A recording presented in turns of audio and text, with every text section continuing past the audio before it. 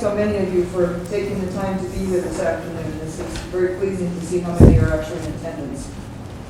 The annual Holocaust Memorial Lecture is sponsored by the Jewish Studies Program at Ball State University, the Provost Office, the Ball State University Center for Peace and Conflict Studies, and the Honors College. Our memorial celebration is an outgrowth of the Jewish holiday of Yom HaShoah, which this year falls on April 24th.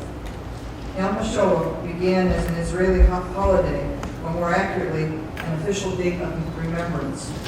Although secular in the sense that there are no religious obligations or prohibitions, special prayers and rituals have developed over the years, such as lighting 6 memorial candles, one for each million of the 6 million Jews who were murdered during the Holocaust. Yom HaShoah is also commemorated and observed by many Jewish communities in the United States and around the world. In fact, United Nations Resolution 60-7 designated an International Holocaust Day. The United States, the European Union, and the provinces in Canada hold their own days of remembrance. Germany refers to it as the Memorial Day for the victims of National Socialism. The Czech Republic as the Memorial Day for the victims of the Holocaust and prevention of crimes against humanity. Some countries honor the Holocaust victims with a day, others with a week, some with national, state-supported observances, and still others with moments of silence or themed civic events. One of the most poignant, at least in name, is France's recognition held on July 16th of the mass arrest of over 13,000 Jews in Paris on that day in 1942. It is simply called the anniversary of the roundup. We come together today to remember the victims who were defamed, demonized, and dehumanized as a prologue to the justification for genocide. We remember the mass murder of 6 million Jews and the 5 million non-Jews. This is not a matter of abstract statistics. We come together today to remember and celebrate the survivors of the Holocaust as heroes of humanity. They witnessed and endured the worst of inhumanity, but somehow found in the depths of their own humanity the courage to go on, to rebuild their lives, and to help build our communities. We come together today to remember and pledge that never again will we be indifferent to incitement and hate. Never again will we be silent in the face of evil. Never again will we indulge racism and anti-Semitism. Never again will we ignore the plight of the vulnerable. And never again will we be indifferent in the face of mass atrocity and impunity. I want to thank the Jewish Studies Program and the members of the Ziegler Committee for their continued work in supporting the university mission of diversity, cultural development, and transformative learning. Their efforts and sponsored events enrich our campus greatly. We come together today to offer special thanks to them and our guest speaker for making sure that we remember what happens when hatred becomes a way of life. Stephanie Marks was born in Poland, and just before the start of the war, her family relocated to Belgium. While visiting family in her native Poland, World War II broke out, and her family made an escape and endured numerous trials in an effort to gain entrance into the United States.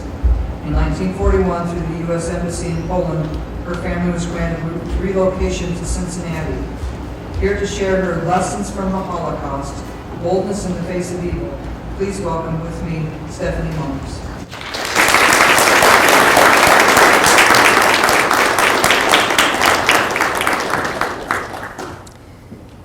Before I start, I'd like to ask you to raise your hand if you cannot hear me. There is nothing worse than coming to a lecture and not being able to hear.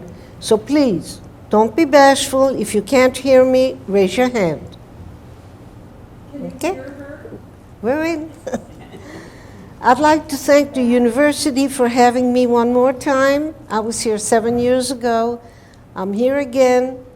I want to thank all of you for coming here and spending an hour or a little more. If you have any questions at the end of the lecture, I'll be happy to answer any questions I can. Thank you. Now, my name is Stephanie Marks. I was born in 1925 in a very small town called Konin, Poland. in a concentration camp. I was never in a ghetto. However, I am a survivor. And the reason is that we had the guts to run and outrun and outsmart the entire German army. I want to start in the beginning.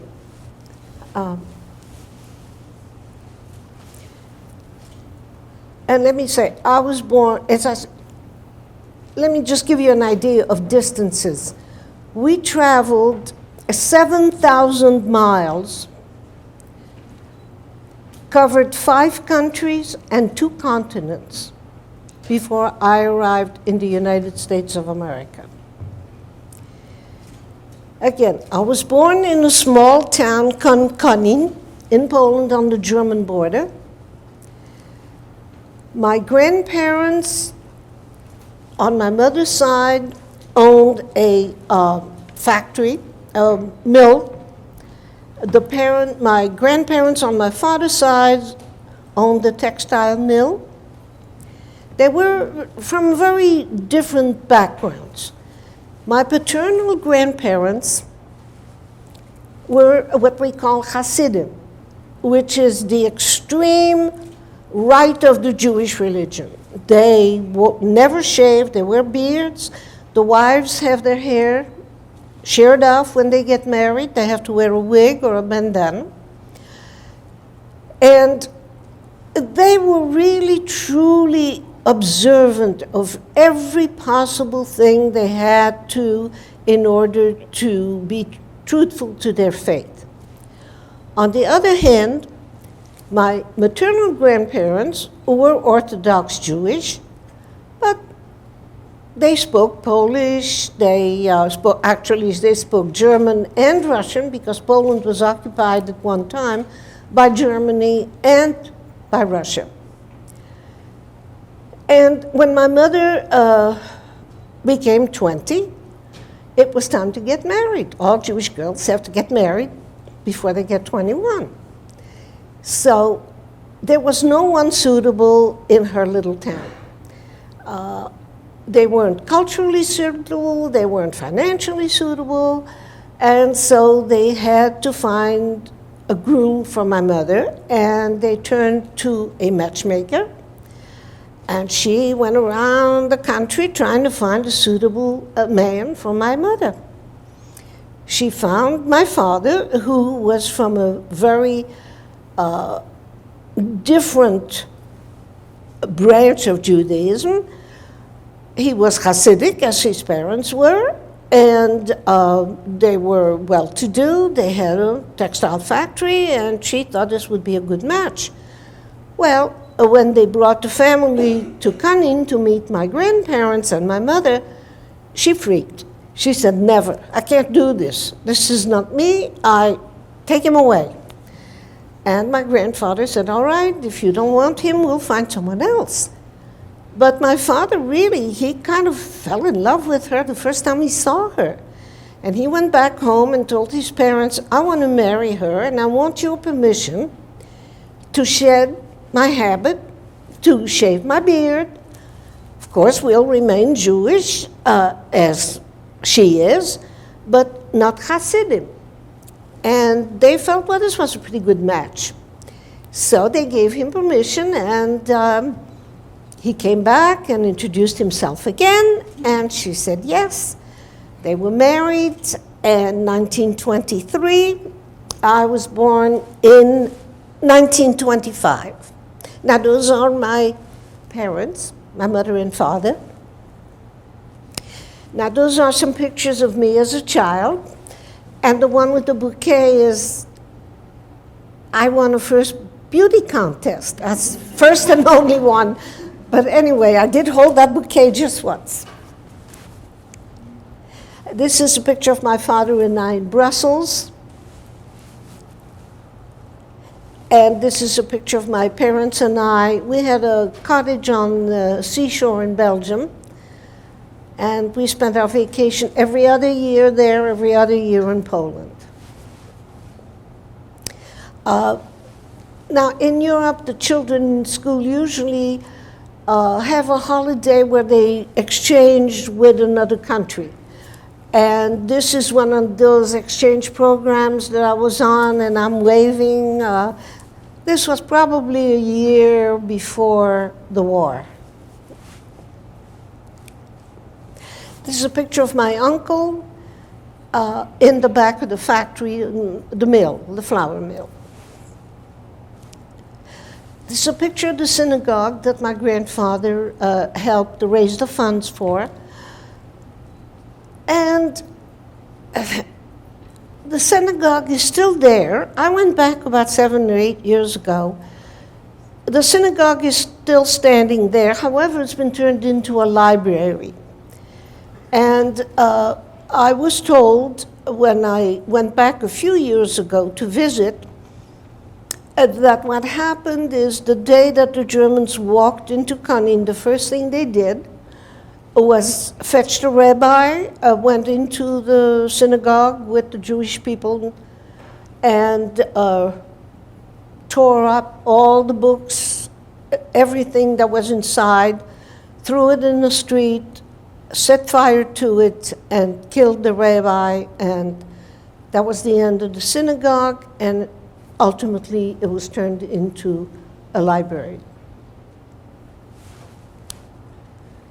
Now, this is a picture of my mother.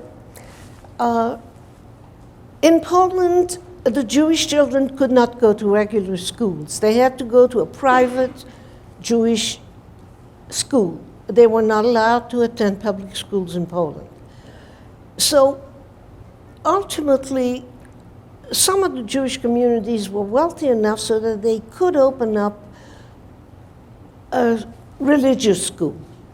And the rich children could go there. The poor children, they just went on. The boys went to the Jewish seminaries. The girls stayed home. They learned how to cook, bake, and make children. Now, here is a picture, actually, of the, so, this is a picture of my house where I was born.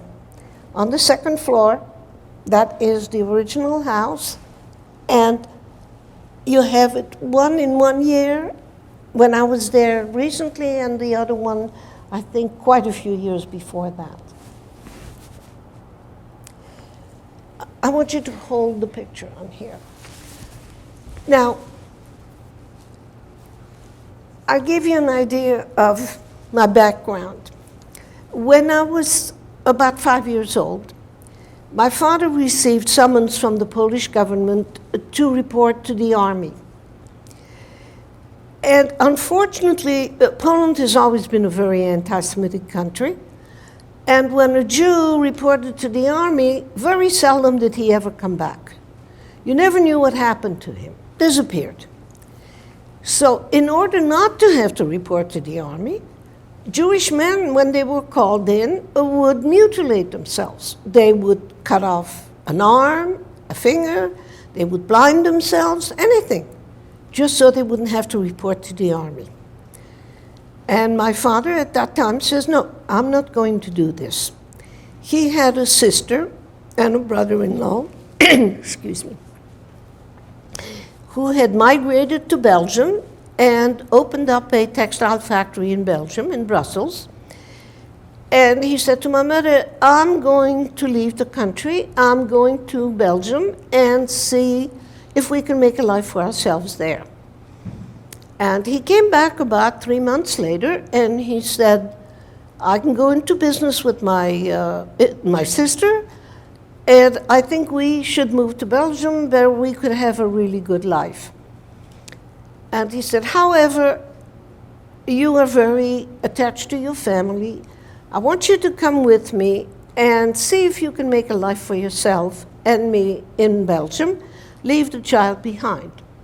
So I was left with my grandparents for almost 6 months or even more, while my mother established a home for us in Belgium. And then she came back, and here I was, 5 years old, 6 years old. I spoke Polish and Yiddish, didn't speak French, didn't speak any other language, and I walked from paradise into I didn't know what, because while I was with my grandparents, I was the only grandchild, spoiled terribly by them and my uncles. And here I am in Belgium with my uncle and aunt and my parents and 3 cousins my age. I spoke no French, they spoke no Polish, and it was 3 against 1. I had a hard time.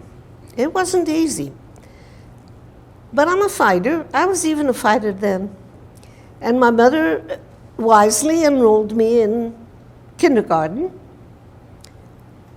And I took to school like a duck into water.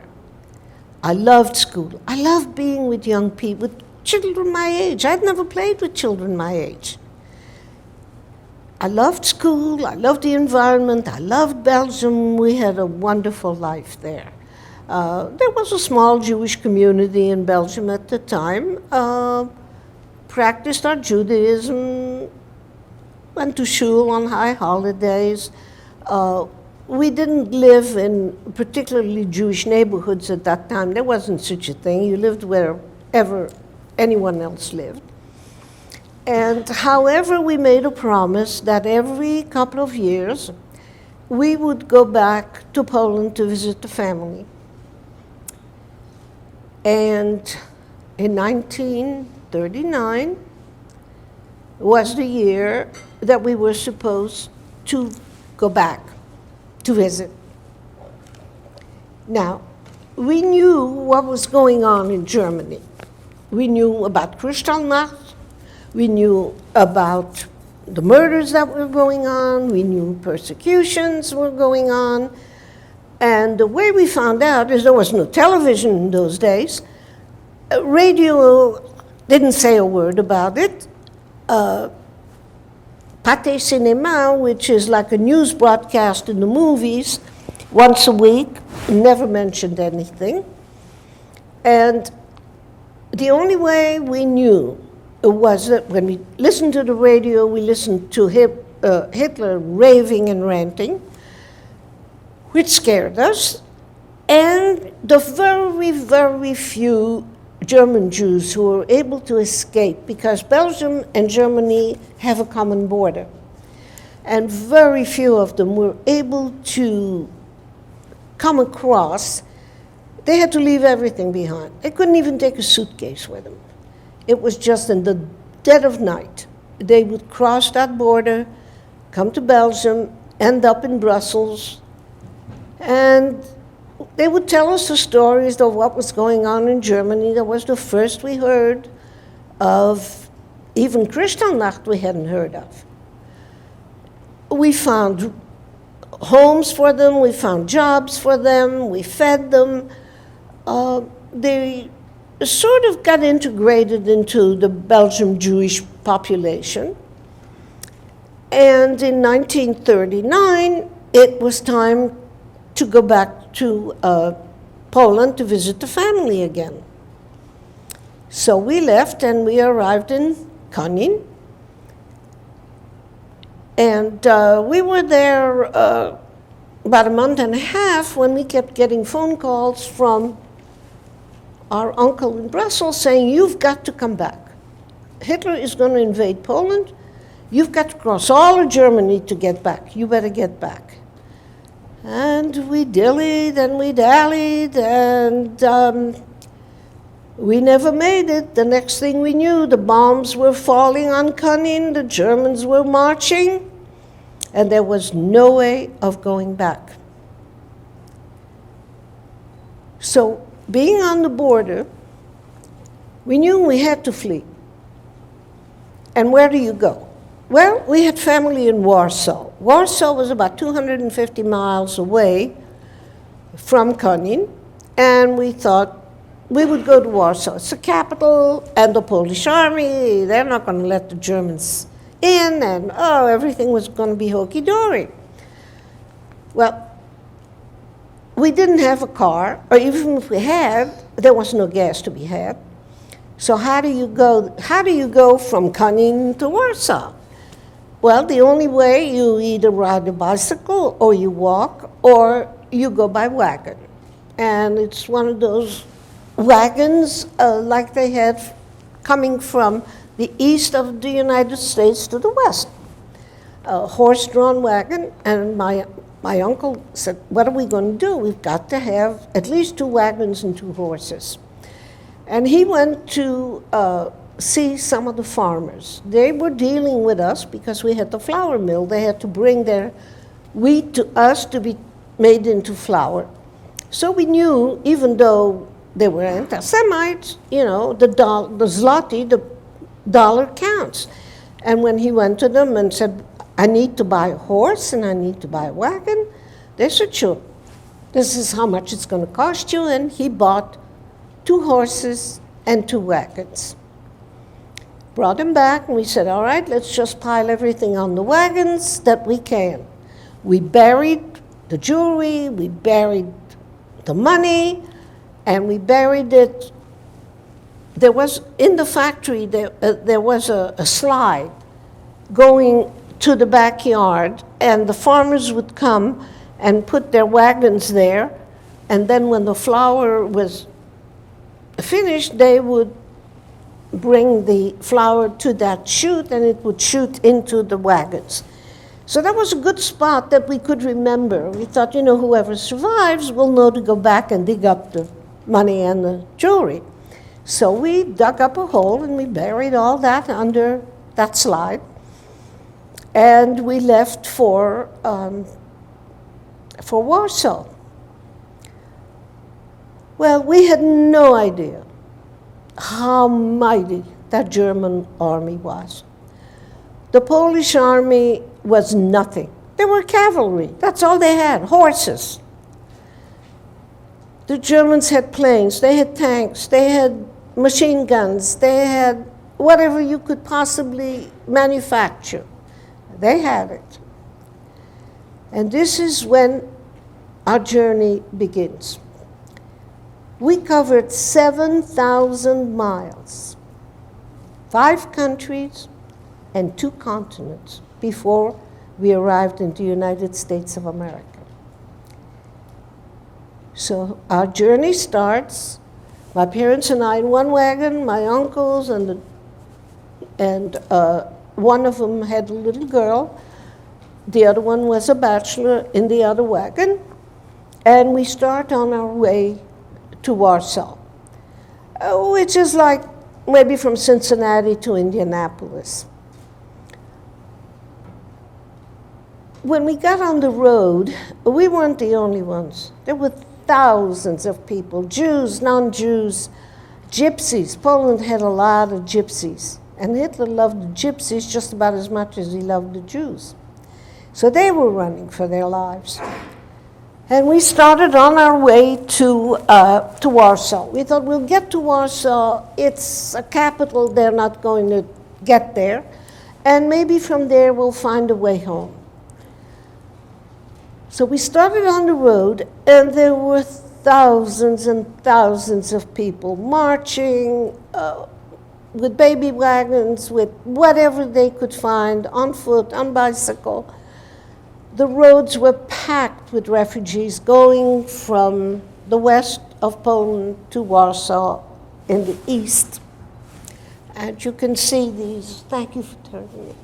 These are the kind of wagons we went in. This is what it looked like. Except that these pictures were taken probably just a few days before the Germans actually started bombing. They bombed everything, from the east part of Poland to the west part of Poland. Everything on both sides of the road was in flames. There was no food, there was no water, there was no hospitals, the schools were closed. There was nothing but panic. People from the east were running to the west, from the west to the east. Nobody knew what was going on. And we felt all we wanted to do was get to Warsaw. And while we were on the road about 4 or 5 days, and when I say we again, it was hundreds of us, It was getting pretty desperate. We were desperate for food, we were desperate for water. The food, occasionally in the morning, very early in the morning, we would stop on the road. Again, we meaning old people on the road. And we would run out in the fields and dig up potatoes, whatever was growing in the ground. We ate it raw, we ate it dirty, but it was food. It was better than nothing. And the Germans would come when they saw us in the fields. They would come and swoop and machine gun us. Most of us, fortunately, were able to escape. The people who really got it were the people who were on the road. They stopped when they saw the German planes coming, and they thought they would hide under these wagons to protect themselves from the bombs.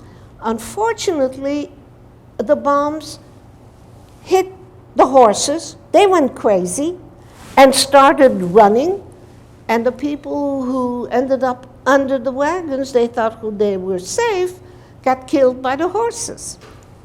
So it was a terrible, terrible time.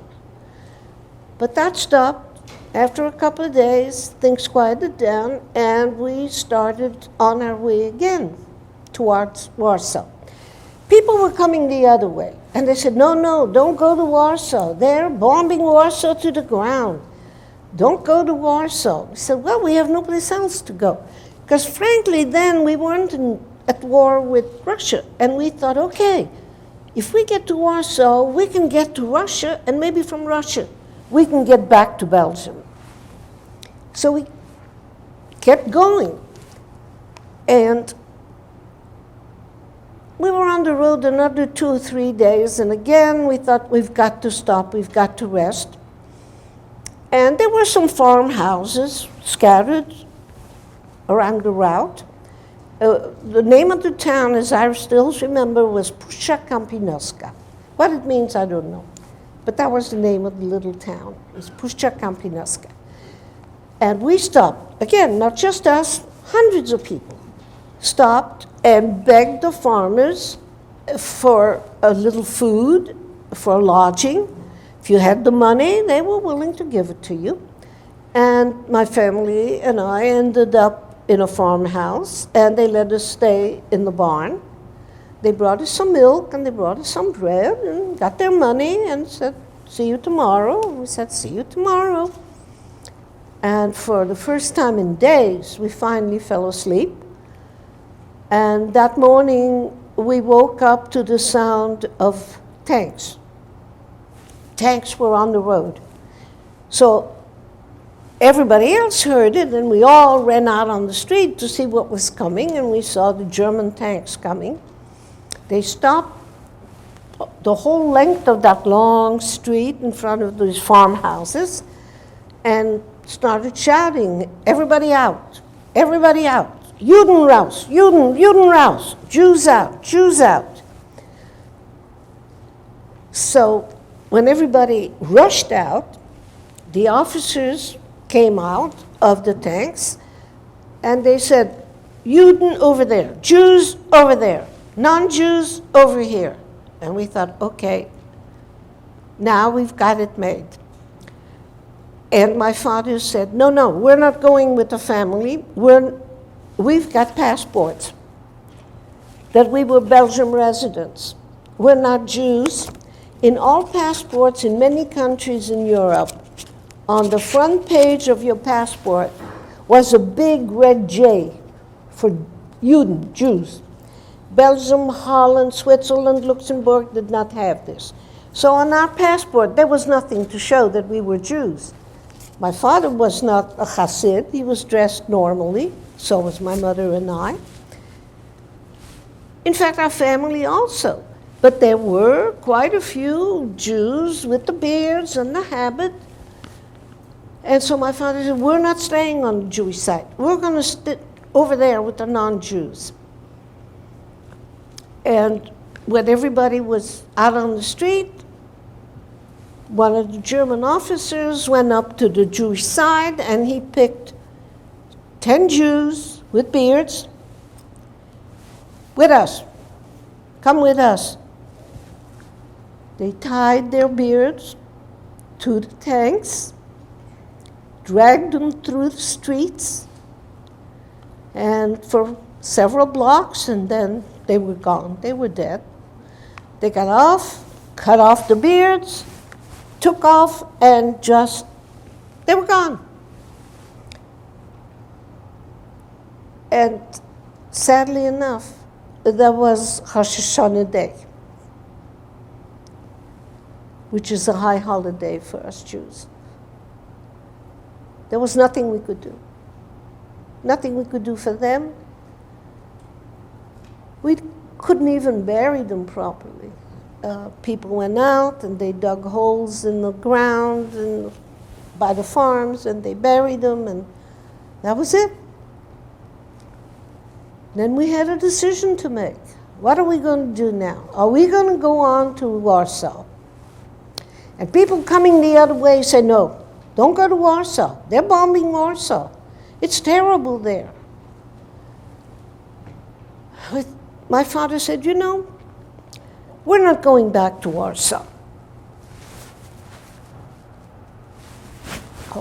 We're not going back to Warsaw. We're going to go to Lodz. Now, my father came from Lodz, and he knew it was an industrial city. And he figured, you know, they need industry. They're not going to destroy Lodz. You come to Lodz with us. And they said, no, we have family in Warsaw. We're going to Warsaw. So that's when we split. They took one wagon and went on to Warsaw, and my parents and I took the other wagon, and we went back to Lodz.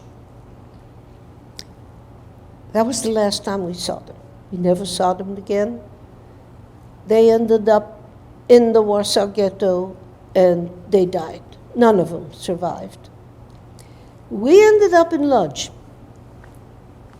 We found a family, and they took us in, of course.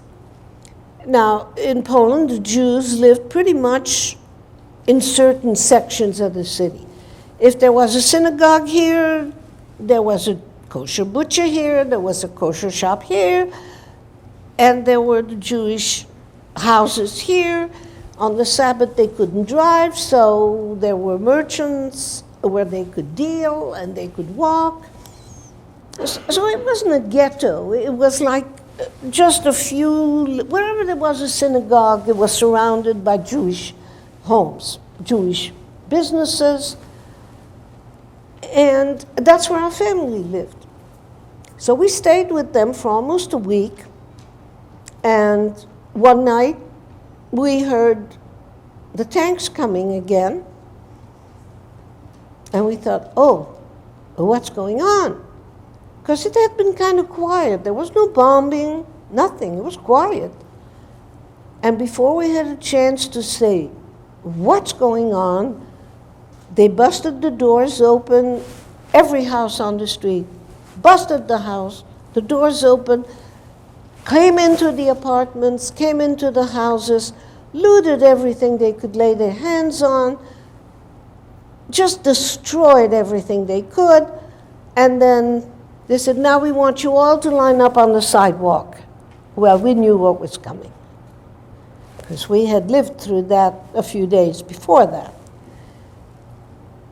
So we kind of stood over on the side, away from the Jewish people who were Hasidim, who had the beard. They were obviously Jewish.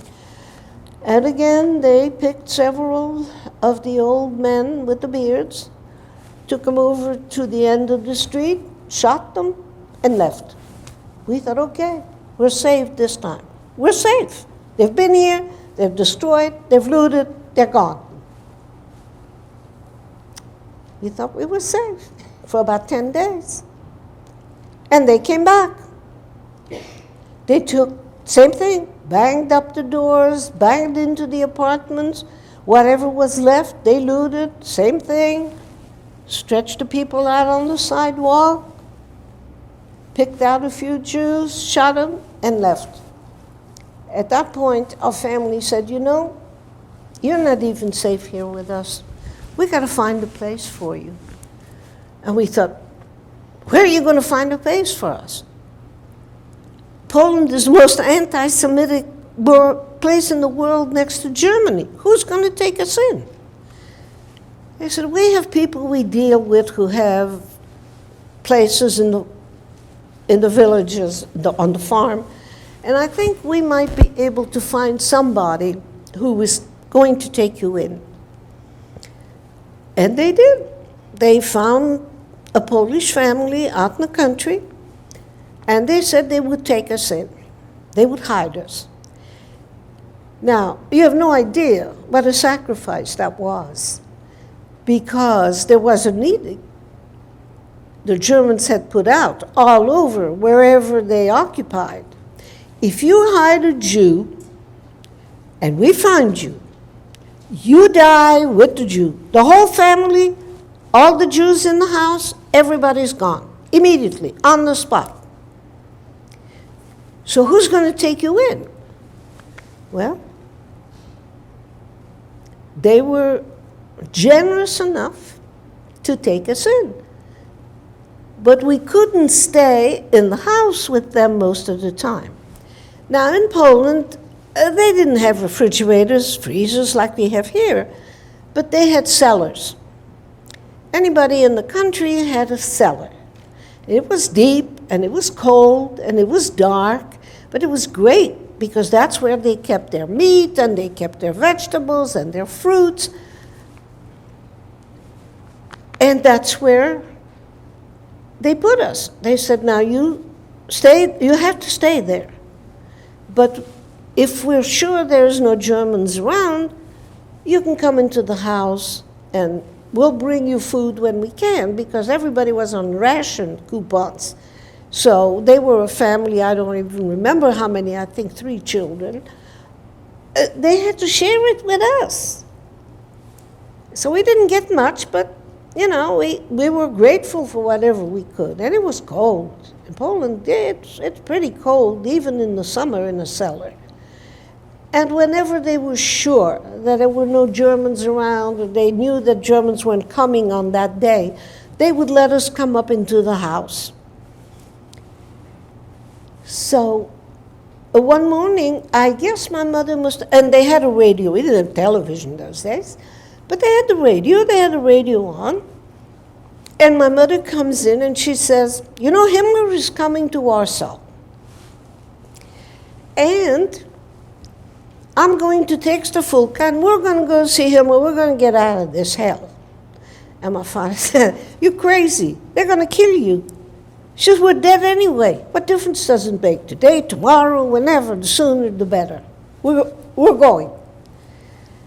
She says, you look Jewish, you stay. Stefulka's blonde, I speak German, we'll go. I'll take her, we'll go. He says, we'll never see you again. She says, we're dead anyway, I'm going. And she got dressed, got me dressed, got on the streetcar. We had a long walk to the streetcar. We took the streetcar, and we ended up on the square, the main square of Lodz, in front of the government house that you see right there. When we got off the streetcar, we walked to the front door, and there was a German soldier there with a bayonet. And he said, what do you want here? And my mother says, I have an appointment with Herr Himmler. Well, Germans don't argue. When they hear a superior's name, they don't argue. So, oh, she has an appointment with Himmler. Oh, my goodness. He says, just a minute, I'll go and check.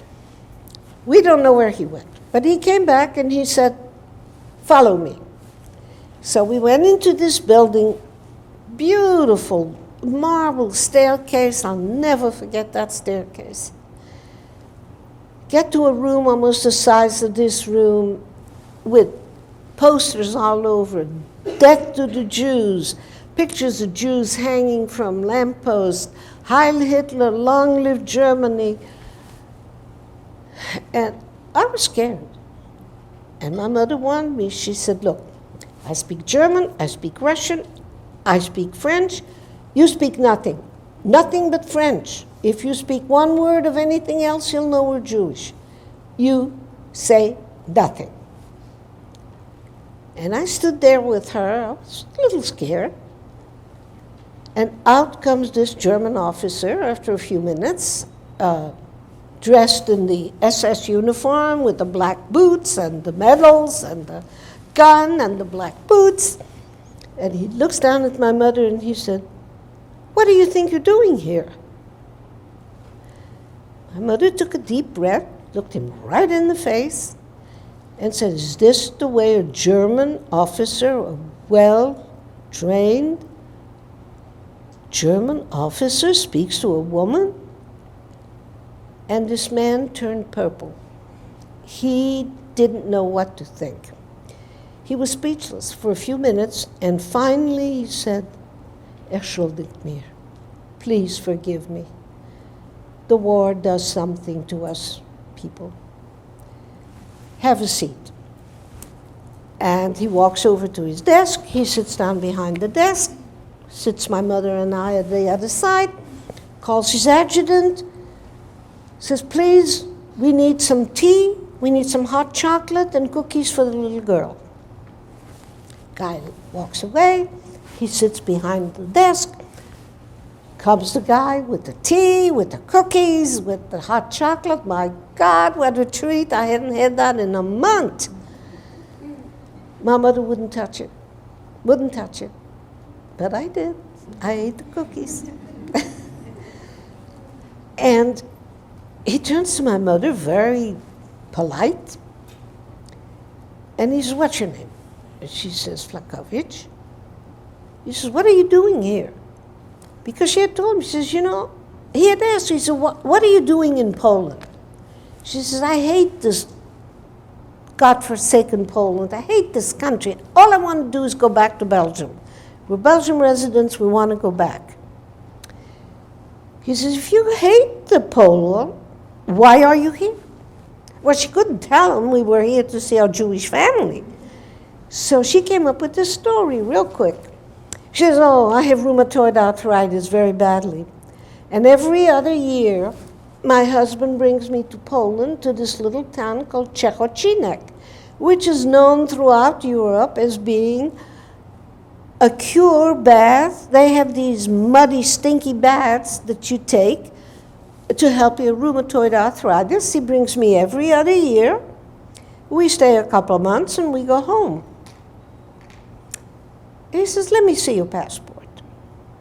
Now, when you traveled in Europe in those days, if you left the country, they stamped a page in your passport. Every time you entered the country, they stamped it. Every time you left the country, they stamped it. Now, this man is no fool, So he said, "Let me see your passport." And he looks in the passport, and sure enough, every other year she did come in, and every other year we did go out, We weren't telling him we were coming to see our Jewish family. As far as he's concerned, she's got rheumatoid arthritis. And he looks at it, and he looks at it. He says, "Yeah, I see that. I see. You're right. I see. Now, why isn't your husband here?" She says, "Oh, my husband. My husband, he had typhus, deadly disease, but he survived.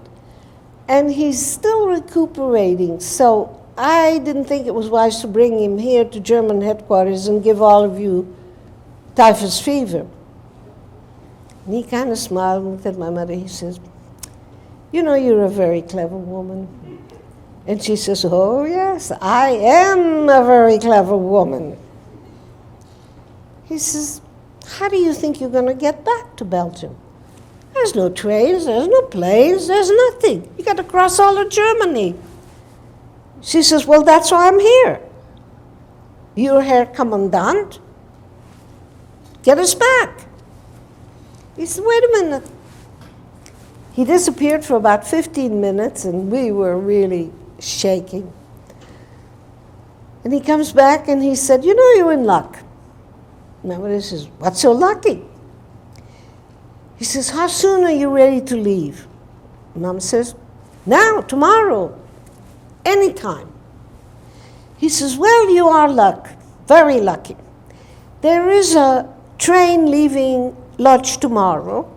It's a military transport with 3,000 German soldiers going home on furlough. Would you be afraid to travel with them? And my mother says, not with your permission, we wouldn't. He said, fine. Wait just a minute. He goes back, comes back. He says, may I see your passport? And he starts writing.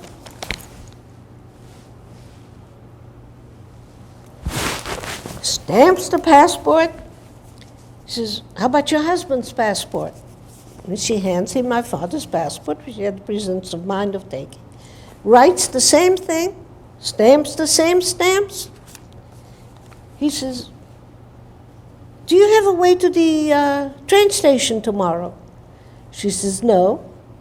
He said, fine. My adjutant will take you back home. You pack, get yourself ready. He'll pick you up tomorrow morning. He'll take you to the train. I have reserved a first-class compartment for you and your family. Now, I don't know how many of you have traveled in Europe. You know, there is just common, the wooden benches, and there is second class, which is a little nicer, and of course there is first class with velvet cushions and a door that shuts you out with a little window, and it has a window in it, and they bring you food and they bring you drinks. And he actually gave orders to the high-ranking German soldiers, 4 of them, who occupied that first-class compartment, out. They had to stand in the hall while we were sitting, and they couldn't figure this out. They didn't know, were we friends of Hitler's, or were we some royalty from somewhere? Where did we come from? I mean, 3 civilians on a German train. And my mother again said, you know, they're not going to leave us alone. They've been demoted out in the hallway. They're not very happy about this. They want to know who we are. Now, I speak German. You're quiet. You don't speak anything. You're mute. I will talk to them. They will probably want to know who we are. They may even ask for our passports. We are going to have to tell them the truth. We can't lie. Because if we lie to them and they ask for the passport, they'll see our address, everything. So for a while, everything was nice and quiet, and then they started knocking on the door, and may we come in, and, you know, the German proper soldiers, they came in, and they wanted to know who were we, where were we going, and we told them exactly our address, everything, because they could look in this passport and find out what was going on. We didn't tell them why. We just told them we were on our way back to Brussels. We had permission to leave. And they said, can you give us your phone number and your address? You know, we're going to be there very soon. Again, we had to do it. We couldn't lie. We were afraid that if they asked for our passport, our address is in here. So we had to give them our real address and our real name. And then they started coming in. You know, they went out and they told all the other first-class passengers about these people who are being repatriated to Brussels. And they started coming in with dolls and teddy bears and cookies and candy. And I said to my mother, I don't want this. This is what they stole from us Jews. And she said, you be quiet and you take it and you smile and you say, thank you. I said, I'm going to throw it away when I get home. She says, I don't care what you do with it. Here, you say, thank you. So I did. And I did throw the whole thing away. I threw it right out the window the minute we got on the Belgian train. I never kept a thing. Not a thing. I would have liked to. German toys, Polish toys, they were gorgeous. I had a teddy bear that one of the guys gave me. It was this big. Most beautiful brown teddy bear you ever saw. Most gorgeous dolls. I didn't want any of it. I just wanted to get home. We got home all right. When we got home, we told, how long do I have? When we got home, we told our uncle, you know, how much? 10 minutes. 10 minutes? And then questions. I gotta rush.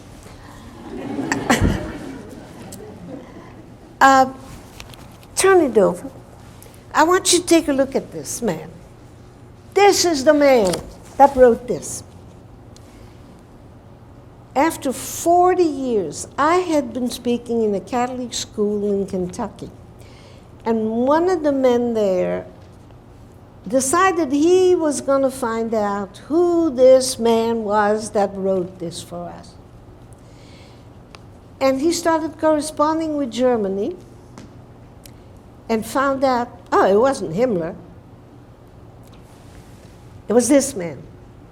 They sent a picture of him, his biography, told us that he had survived.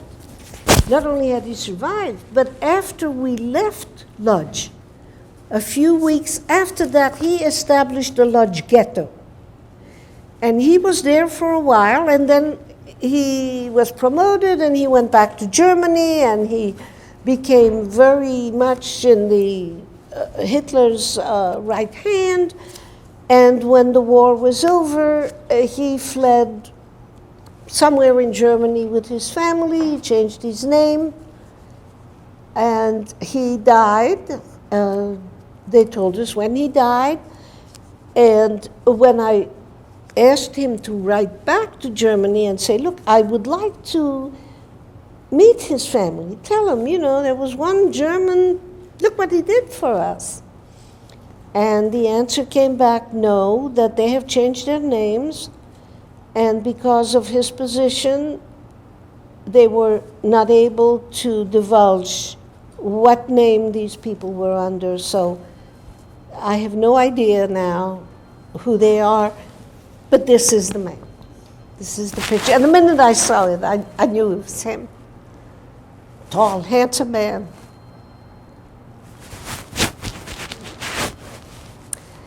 All right, now we're back in Belgium, and I have to really rush now. They did invade Brussels, and the day bombs fell on Brussels, we decided we have to leave. So we called, we had a car, we didn't know how to drive, but we had a driver. We called him to come and get us, and my uncle and the three children, and my mother and I decided the only thing we can do is go to Paris, France, because they were not going to invade France ever. I mean, they had the Maginot Line, nobody was going to occupy France. So the men decided to go to the bank to get money and jewels out of the vault, and we were to pack and get ready to leave. And they came back about 10 minutes later and said, you know, the war is on and the bank is closed, and that's it. What we have at home is all we have. So we unloaded a lot of stuff we didn't think was valuable and loaded a few things that were more valuable.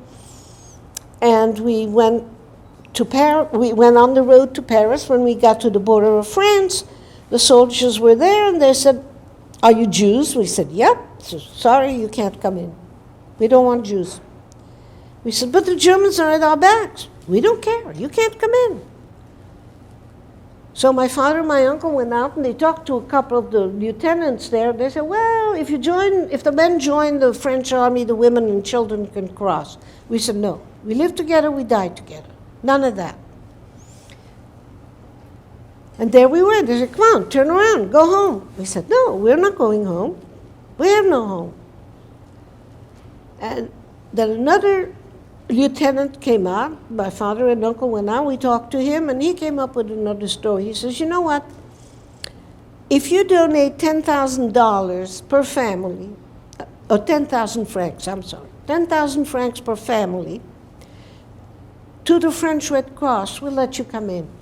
We knew that money was going in his pocket, but who cares? All we wanted to do was get to Paris. So we paid the money, and they said, go on. And we arrived in Paris, and it was horrible. It was bedlam. Thousands upon thousands of people. And we stayed in a pension, a boarding house overnight. And my mother got up in the morning screaming, let's get out of here.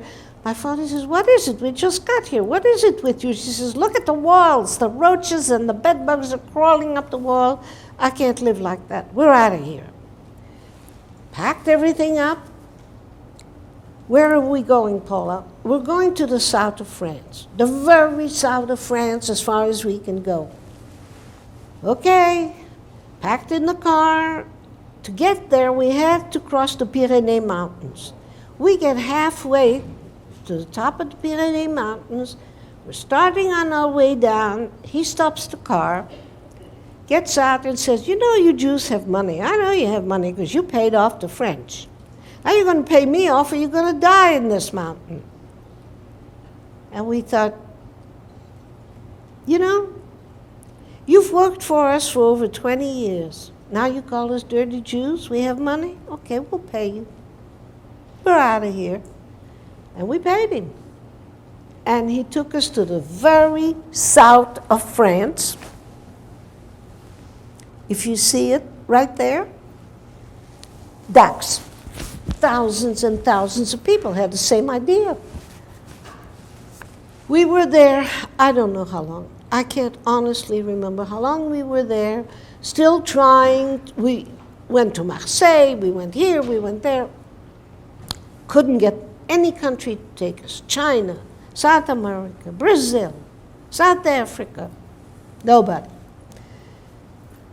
Well, it got to the point where we heard that the Germans were occupying and coming down the coast. So thousands of people said, where do we go? The only place to go is Spain. So everybody marched again, on foot this time. There was no trains, no bicycles, no nothing. We marched to the border of Spain. That's on a bridge. Thousands of us standing there. No food, no toilets, no water, nothing. Begging the Spaniards to take us. And they said, no, we can't. We're just getting over a civil war, and we don't know, we have no room for you. We can't take you. Go away. We said, we can't. The Germans, we can hear the tanks. Let us in. No, we can't. And we stood there for a couple of days. Finally, one lieutenant came out with a bullhorn. And he said, you know you're in luck. Little Portugal, nothing, that little country of Portugal. They made a deal with Spain. We will send trains, Portuguese trains, to the border of France. We will take every refugee that we can. We're going to bring them back to Portugal. We're going to take them. But, the Spaniards said, fine. But they're not going to get off the train in Spain. You're going to have to lock the doors and lock the windows, seal them. Then you can take them, and away they go. And that's how they came and got us. They sealed the windows, they sealed the doors, and we were packed in like sardines. Everybody that was on that bridge that could possibly get on those trains got on it. We got to Portugal. And they were organized. People with money, they had housing for us, we paid for it. People who had no money left, they paid for their housing, they paid for their food, they paid for their transportation. They were incredible. They saved thousands of us. Nobody knows that. Nobody even heard of it. But this is the way it was. And after a couple of months, they gave us identity cards. They didn't want us to remain in Portugal forever. They didn't want us to work in Portugal. But they gave us identity cards. And every month we had to go to the police station, and they would stamp the cards showing that we're still here. And we were in Portugal almost, let's see, almost 6, 7 months. But then, and this I have to tell you, this is America. While we were there was a consul general in Lisbon. And a Jewish delegation went to see him.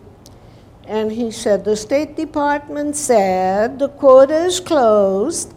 And President Roosevelt said, no, Jew or no Jew, you're not coming to America. No, 0. That went on for a while. And then came an edict from the State Department. If we can show $3,000 or the equivalent of $3,000 per head in the family, 3 people, $9,000 or the equivalent, we would get a visa to come to the United States, because that shows the American people that we can come here and we don't have to depend on them to feed us and house us.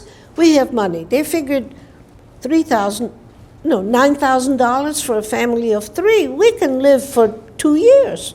And we would come and we would work and we would not be a burden to the United States.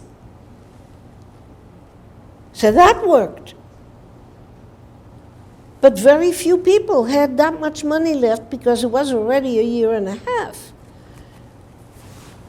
So the Jewish group kind of stayed together, and one day my father and 4 or 5 other Jewish men said, you know, we don't have that much money individually, but let's pool our money.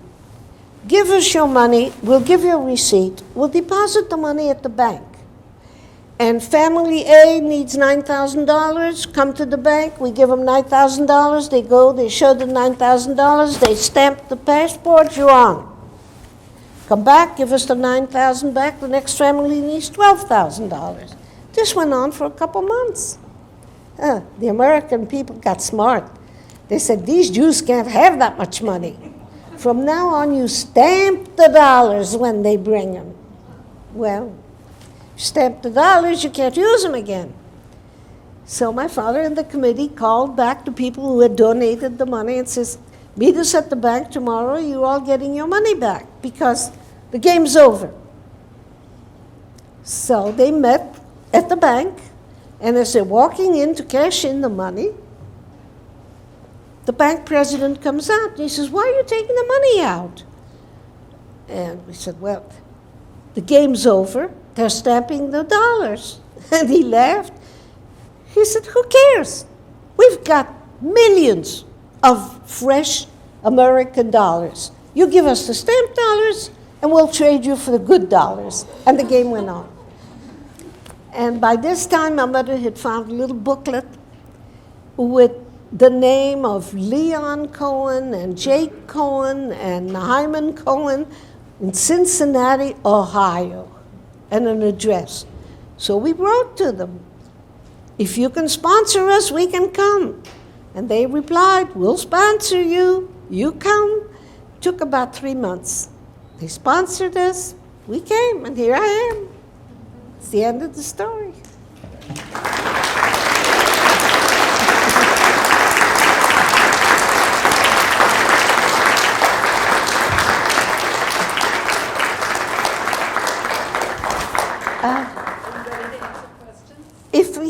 Questions. And in the meantime, you could roll it. I think there may be some more pictures there. I think my family pictures. You'll have to speak loudly because I'm kind of deaf.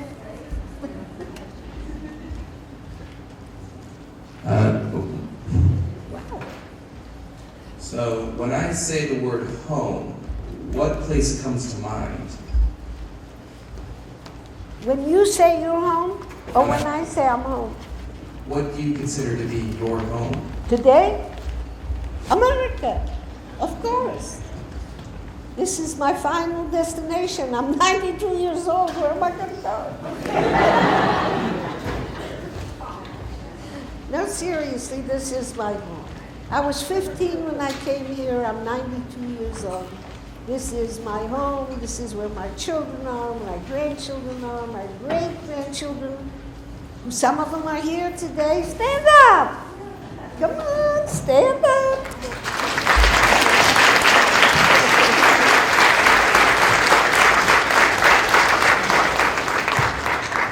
See what happens? 1 Jew multiplies. We got a whole army. Any questions? I'll be happy to answer. Right, gotta make sure this thing works. So with everything you've gone through, you've gone from place to place to place till you finally got here. And with everything you've seen and everything you've experienced, I mean, what keeps you going? Can you? What kept me going? Through all of that. And from going from My place to place to parents, place. my mother. I really have to say the truth. It was my mother. My father was a good businessman. He was the boss, but something happened to my father. He gave up. He suddenly felt like he was no longer the boss. And my mother took over. She's the one who really saved us. Even after we came to this country and went to work and finally ended up buying a business, she was the head of the business. He worked in the business, but she was the head of the business. She was the leader. She sounds like she's a very great woman.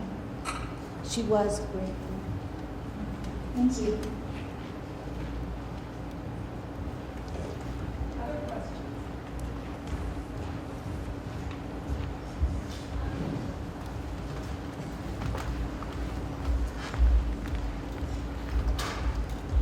So, did you ever go through Germany at all? Did you ever go through Germany? Did I ever go to where? Oh, yes, we did. We had to cross, when we got on the train with the German soldiers, we had to cross all of Germany till we came back to Belgium and then changed to a Belgian train to get back to Brussels.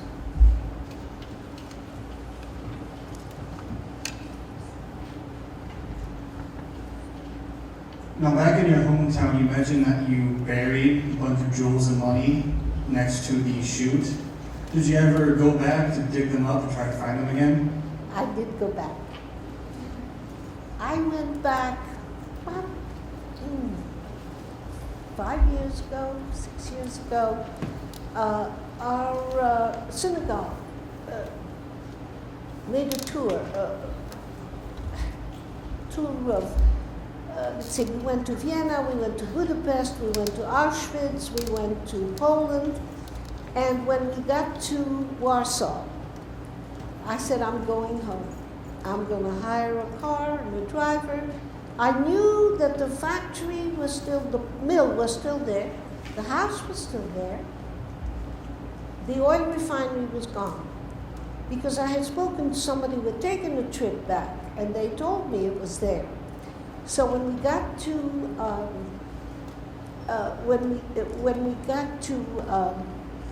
Warsaw, I hired a driver and a car, and I said, we're going to drive back to Cunning. I want to go, and I had a picture of the house with me. I had the address, and we did.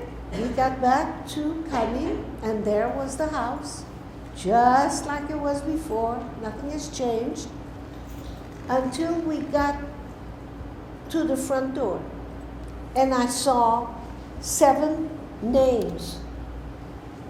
And I said, 7? What happened here? So my driver inquired, and he found out that Germany occupied Cunning, but then the Russians came in. And the Russians said, what? One house?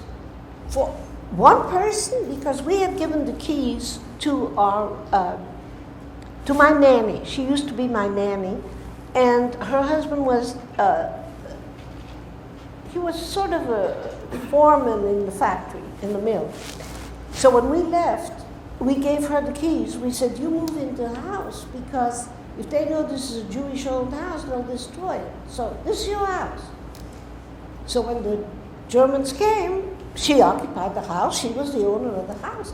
But when the Russians came in, they said, hey, 3 floors, apartments? No, And they made 7 apartments out of the house. And they let her stay on the 3rd floor. And I didn't know this, but when we came to the house and I looked at the mailbox and it's my God, there's 7 people here. And there was her name. Her name was on one of the boxes and one of the buttons. So we pressed the button and her son came down. And he looked at me and he says, Stefuka? And I said, yes. Is my Nanusha still alive? And he said, oh yes, but she's over 90. She doesn't know anything. I said, I want to see my Nanushka. He said, but she won't know you. I said, but I want to see her. And he says, all right. So we walked the steps to the 3rd floor, and then she was sitting in a wheelchair, not a wheelchair, but a rocking chair. And she had a blanket over her, and she had a babushka on, and she was rocking and humming back and forth, and he said to her in Polish, Mama, Stefuka's here to see you, and she just kept on walking. And I said, I want to talk to her. I was standing behind her. And I walked around, and I said, Nanushka. I took her my ears. I said, Nanushka, soy Stefuka. I'm Stefuka. She stopped rocking, and 2 tears came down. And she said, oh my God. And that was it. She just resumed rocking. And that was the end. That was my last visit to Poland. I'll never set foot there. It's gone. For me, it's gone. The jewelry's gone, the money's gone. I could have dug it up. I didn't want it. I was afraid, really, I was afraid. Because if I had, who knows who would have reported me, I would have never made it out of Poland again. Thank you for asking.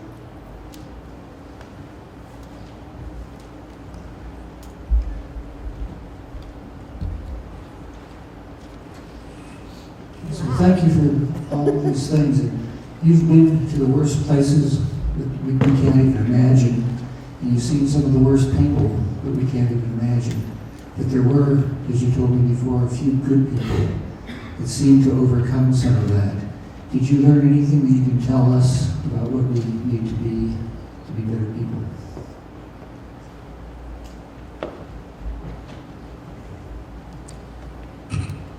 You know, my grandfather had a saying, and he spoke in Yiddish. And he said to me, Mama, means my little sweetheart, Mama, remember, only a stone should be alone. You're never for yourself. You've got to be for the world. You've got to be for everybody. Doesn't matter what color, doesn't matter what religion, doesn't matter male, female, whatever. But only a stone should be alone. If you can lift a hand, if you can make somebody smile, if you can make somebody happy, do it. And I'm speaking to the students now. You know, I usually speak to students in school. And I remember my grandfather said, only a stone should be alone. When your students sit in the dining room and you're having lunch, you're having a merry good time, there's 3 or 4 of you eating and you're having a good time, and there's that child sitting over there all alone. Pick yourself up. You walk over to that child. You pick up his plate and you say, come and join us. And you make sure that child never again eats alone. Because alone only should be a stone.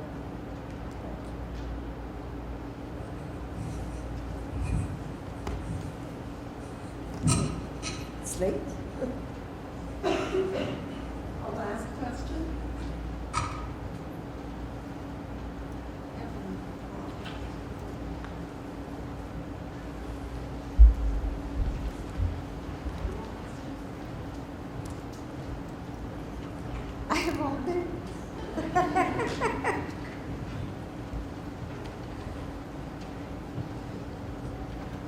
Hello. How would you respond if one of the Nazi soldiers who you met on this journey would have came back to you and told you about their experiences and the torture that they made other Jews go through, and they generally asked you for forgiveness? What would you say to that? You'll have to translate. What if some of the Germans who committed these atrocities came to you and asked you for forgiveness? What would you say? I've thought about that a long time, many times. And if I have to be honest, I would say it's a little late, isn't it, for you asking for forgiveness? Awful late. But I'll grant you forgiveness. Okay. You've suffered. And it's interesting because on one of my trips, I did end up in Germany. And I was sitting on a bench. Whenever I go to Poland or Germany or any of these countries, I wear a Boldness. Right here, where everybody can see it. And I was sitting with my friend on a bench, and a German woman, an older woman, sat next door to me. And she looked at me, and she saw the Boldness. And she says, "You're Jewish, aren't you?" In German. And I answered her in Yiddish, which is like German. Yes, I am Jewish. But say it. She says, "You know, you think you've suffered. You think you've lost." She says, "I lost my husband. I lost my children. I lost too." I said, "I feel sorry for you if you feel sorry for me." She took my hand, she kissed it, and she left. And my girlfriend said to me, "How can you do that? Why didn't you tell her you hated her?" I said, "I don't hate her. She suffered. It's past. It's finished. It's over. Stop hating. Start loving. Start being good to each other. Time's short. I mean, I'm 92. I don't have much more time. But you're young. Be happy. Enjoy each other. Love each other. Help each other. That's all life is about. Don't be a loner. Don't pay. Thank you.